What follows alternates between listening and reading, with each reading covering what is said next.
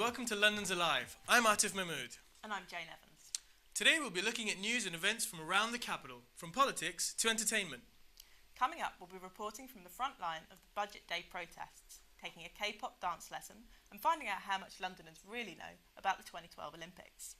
But first we're off to Westminster with Cleo Guy-Allen, who's been collecting opinions at last Wednesday's protests against the coalition's spending cuts.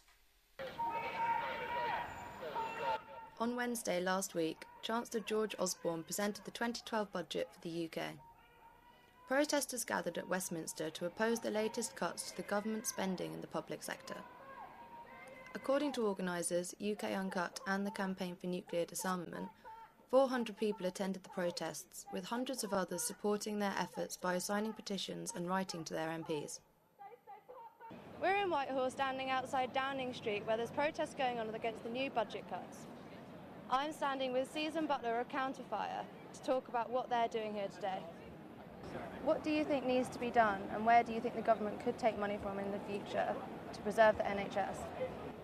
I mean, it's absolutely kind of transparently absurd that the government is refusing to fairly tax corporations and the wealthiest 1%. I mean, there is more than adequate funds there that could come into the exchequer through fair and proper taxation.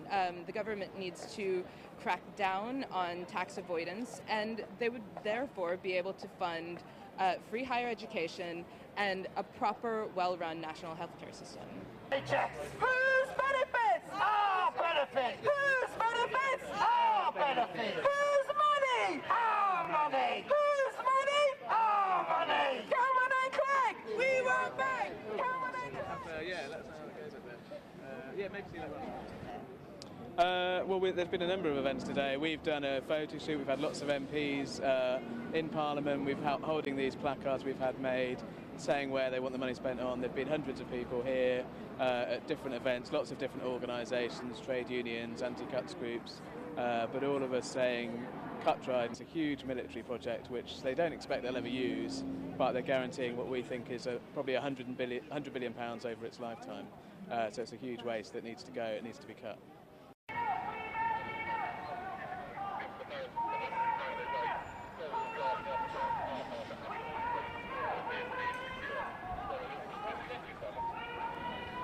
We've moved with the protesters to Victoria Square, where everyone's gathered to wait for the announcement from George Osborne. I'm with political painter Kaya Ma. People need food, job, proper health service, education. A youngster needs future. Everything going down and down, and you don't want to see it. Despite concerns raised by the protesters and the public, Chancellor George Osborne defended the austerity measures. In his budget speech, he insisted that the budget reaffirmed the government's commitment to dealing with the current economic situation. Welcome back. A staggering £9.3 billion of taxpayers' money will be spent on the London 2012 Olympics. But how much do they really know about the event taking place this summer? Richard Taverner has been to Highbury Fields to quiz the public on their Olympic knowledge. As the biggest sporting event of the century looms over the city, we find out just how really prepared the UK is for this year's London 2012 Olympic Games. So when is the opening ceremony of the London Olympic Games? Late June, early July. Sometime is it the 23rd of July? Don't know. Do you know what's going on at the Lord's Cricket Ground this year? The Ashes. Cricket? Cricket? Okay. Cricket! It's not cricket. Lords, that's archery. Do you know 5 different Olympic sport events that's going on in July?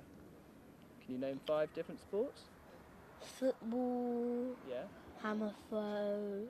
Yeah. Swimming, athletics, hockey, volleyball, polo, football. Hurdles, 100 metres, 200 metres, 400 metres, 800 metres. Football. Anything else? That's 4. Swimming.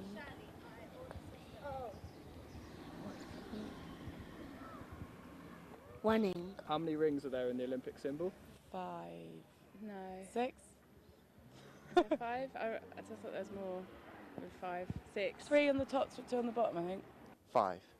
How many rings are there in the Olympic symbol? 5. And how many times have we hosted the games before?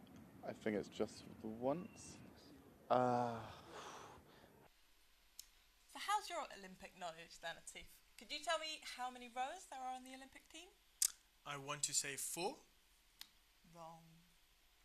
Well, I'm not going to tell you. Ah. Anyway, I guess I'll just have to find out when it's on TV. Now from one sporting event to another. Here's an alternative way to keep in shape in North London. With a K-pop dance lesson, Sean Raymond went along to join in the fun. It's a sunny Sunday morning in Kentish Town, North London. The doors are opening at Expressions Dance Studio, where the walls are covered in well-known dance faces of past and present. But in Studio 4, something special is happening. The London K-pop dance workshop is about to begin. K-pop, short for Korean pop music, is huge in South Korea and the whole of Asia, and now it's coming to the West thanks to social media. Boy bands like Super Junior and Big Bang have millions of hits on YouTube because of their catchy tunes, outrageous fashion sense, and especially their dynamic dance routines. Fans worldwide are now trying to copy them, and today's class has learned the routine to the hip song by Rain, one of the pioneers of K-pop.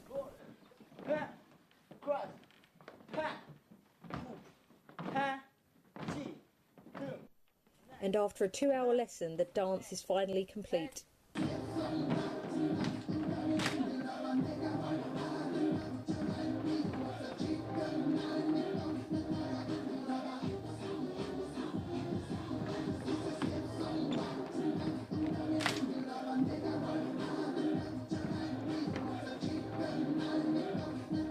The monthly London K-pop dance workshop was started by a group of London girls last September. But why did they want to bring the dance style to the British public?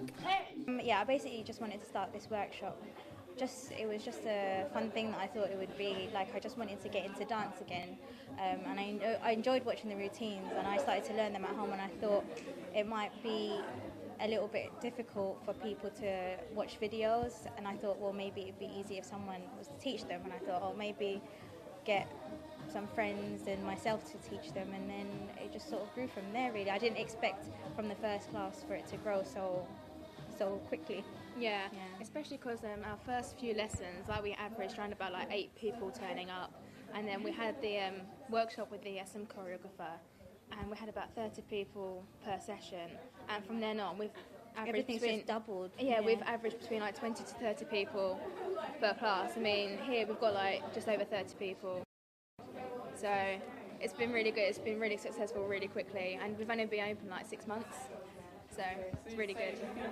So why do groups of teenage girls keep coming back every month? Really interesting to learn. They're a lot more different to Western pop dance choreography and things.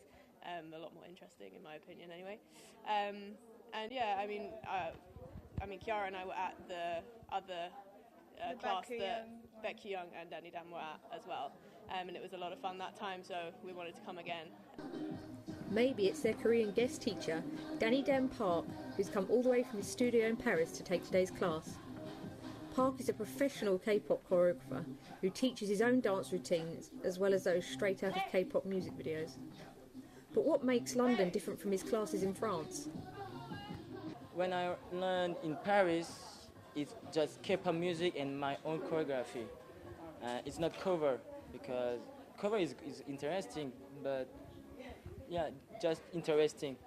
But in Paris, I do my own choreography, and I found well.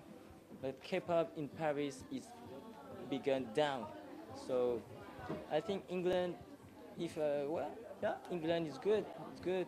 You love K-pop, you love Korean choreography, so I think it's good. Danny Dan's back off home to Paris now, but the classes return in April with Caroline and Tammy taking charge. Studio 4 is closing its doors for today, so until next month, bye! Yay!